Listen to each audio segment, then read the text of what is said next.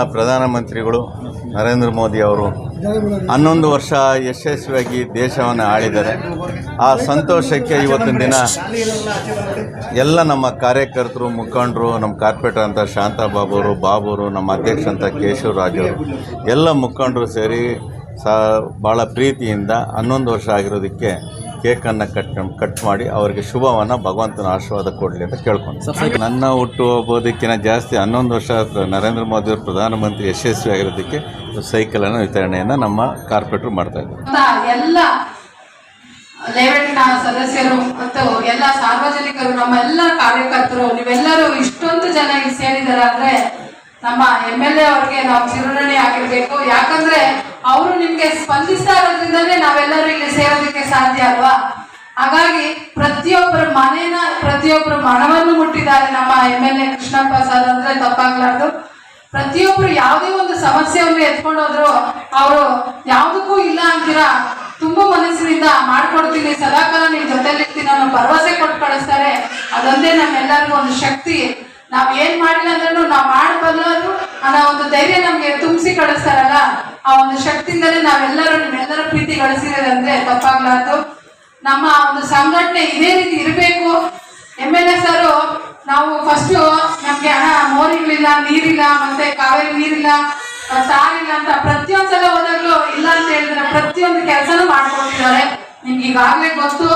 ಈಗ ಅವ್ರು ಮಾಡಿರುವಂತ ಕೆಲಸಗಳಿಂದಾನೇ ನಾವು ಅಲ್ಪ ಮಟ್ಟಿಗೆ ಚೆನ್ನಾಗಿದ್ದೀರಿ ಅಂದ್ರೆ ತಪ್ಪಾಗ್ಲಾರ್ದು. ನಾವೆಲ್ಲರ ಮನೆಯಲ್ಲಿ ಆರಾಮಾಗಿ ನಮ್ಮ ಮಕ್ಕಳು ಜೀವನ ನಡೆಸ್ತಾ ಇದ್ದಾರೆ ಅಂದ್ರೆ ಅದನ್ನ ನಾವು ಪ್ರತಿದಿನ MLA ಕೃಷ್ಣಪ್ಪ ಸರ್ನ ನಾವು ನೆನೆಸ್ಕೊಬೇಕು. ಯಾಕಂದ್ರೆ ನಾನು ಎಲೆಕ್ಷನ್ ನಿಂತ್ಕೊಂಡಾಗ ನಮ್ಮ ವಾರ್ಡಿನ ಪರಿಸ್ಥಿತಿ ಹೇಗಿತ್ತು ಅಂತ ನನಗೆ ಗೊತ್ತು. ಎಲ್ಲಾ ಮಣ್ಣು ರೋಡ್ಗಳಿತ್ತು, ಹಳ್ಳ ದಿಲ್ಲಿ ಇತ್ತು, ಹತ್ತು ಇಳಿಬೇಕಾಗಿತ್ತು, ಎಲ್ಲಾ ತಗ್ಗು ಪ್ರದೇಶಗಳಿತ್ತು, ಎಲ್ಲಾ ಮನೆಗೆ ನೀರು ನುಗ್ತಾ ಇತ್ತು. ಈಗೆಲ್ಲರೂ ನಾವೆಲ್ಲ ಒಂದು ನೆಮ್ಮದಿ ಜೀವನ ನಡೆಸ್ತಾ ಇದ್ರಂದ್ರೆ ಅದಕ್ಕೆ ಮುಖ್ಯವಾದ ಕಾರಣ ನಮ್ಮ MLA ಕೃಷ್ಣಪ್ಪ ಸರ್ ಅವರು ನಮ್ಮ ವಾರ್ಡ್ನ ಒಂದು ಕಡೆ ಭಾಗ ಅಂತ ಯಾವತ್ತೂ ನಿರ್ಲಕ್ಷಿಸಿಲ್ಲ. ಪ್ರತಿಯೊಂದು ಕಾರ್ಯಕ್ರಮ ಇದ್ರು ಪ್ರತಿಯೊಂದು ಕಾರ್ಯಕ್ರಮಕ್ಕೂ ಅಟೆಂಡ್ ಆಗ್ತಾರೆ. ಯಾಕಂದ್ರೆ ಅವ್ರು ನಮ್ಮ ಮೇಲಿಟ್ಟಿರುವಂತ ಪ್ರೀತಿ, ವಿಶ್ವಾಸ, ಆ ವಿಶ್ವಾಸ ನಾವೆಲ್ಲರೂ ಇದೇ ರೀತಿ ಅವ್ರಿಗೆ ಒಗ್ಗಟ್ಟಾಗಿದ್ದು ಯಾವಾಗಲೂ ಸದಾಕಾಲ ನಮ್ಮ ಕೃಷ್ಣಪ್ಪ ಸರ್ ಅವರು ಅವರ ಒಂದು ಜನ್ಮದಿನನ ನಾವು ಯಾವತ್ತೂ ಹಣ ಸಿಂಪಲ್ ಆಗಾದ್ರೂ ಮಾಡ್ಕೊಂಡಿದ್ರೆ ಅವ್ರು ಬೇಡ ಅಂತ ಹೇಳ್ತಾರೆ. ಅವರು ದೇವಸ್ಥಾನಕ್ಕೆ ಪ್ಲಾನ್ ಮಾಡ್ಬಿಟ್ಟು ದೇವಸ್ಥಾನಕ್ಕೆ ಹೋಗ್ಬಿಡ್ತಾರೆ, ಯಾರ ಕೈಗೂ ಸಿಗಲ್ಲ. ಯಾಕಂದ್ರೆ ಅವ್ರಿಗೆ ದುಂದು ವೆಚ್ಚ ಆಡಂಬರ ಅದು ಇಷ್ಟ ಆಗಲ್ಲ. ಅವ್ರು ಒಂದು ಮಾತು ಹೇಳ್ತಾರೆ, ನಾನು ಏನೇ ಒಂದು ಹುಟ್ಟುಹಬ್ಬ ಕಾರ್ಯಕ್ರಮ ನಡೆದ್ರು ಅದರಿಂದ 4 ಜನಕ್ಕೆ ಒಳ್ಳೇದಾಗ್ಬೇಕು ಅಂತ ಬಯಸ್ತಾರೆ. ನಾವೆಲ್ಲರೂ ಬಲವಂತ ಮಾಡಿರೋದ್ರಿಂದ ಈ ಒಂದು ಕಾರ್ಯಕ್ರಮ ಅವ್ರು ಇಟ್ಕೊಂಡಿದ್ದಾರೆ. ಯಾಕಂದ್ರೆ ನಾವೆಲ್ಲ ಸೇರಿ ತುಂಬಾ ದಿನಗಳಾಗೋಗಿತ್ತಲ್ವಾ, ಹಾಗಾಗಿ ನಾವೆಲ್ಲರೂ ಸೇರೋದಕ್ಕೆ ಒಂದು ಅವಕಾಶ ಸಿಗ್ಲಿ ಅಂತ ಮತ್ತು MLA ಸರ್ನ ನಾವು ಮಾತಾಡ್ಸೋದಕ್ಕೆ ಒಂದು ಬಹಳಷ್ಟು ದಿನ ಆದ್ಮೇಲೆ ನಾವು ನಿಮ್ಮನ್ನೆಲ್ಲ ನೋಡ್ತಾ ಇದ್ದೀವಿ.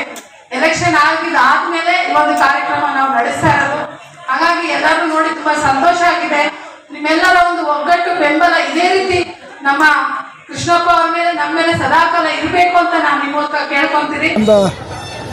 ನಮ್ಮ ವಾರ್ಡಿನ ಜನತೆಯ ಒಂದು ಸಹಕಾರದಿಂದ, ನಮ್ಮ MLA ಅವರ ಕೃಷ್ಣಪ್ಪನವರ ಒಂದು ಆಶೀರ್ವಾದದಿಂದ ಇವತ್ತು ನಮ್ಮ ನರೇಂದ್ರ ಮೋದಿಯವರ 11 ವರ್ಷದ ಸಾಧನೆ ಹಾಗೂ ನಮ್ಮ ಶಾಸಕರ ಒಂದು ಹುಟ್ಟುಹಬ್ಬವನ್ನು ಎರಡೂ ಒಟ್ಟಿಗೆ ಕಾರ್ಯಕ್ರಮ ಹಮ್ಮಿಕೊಂಡಿದ್ವಿ.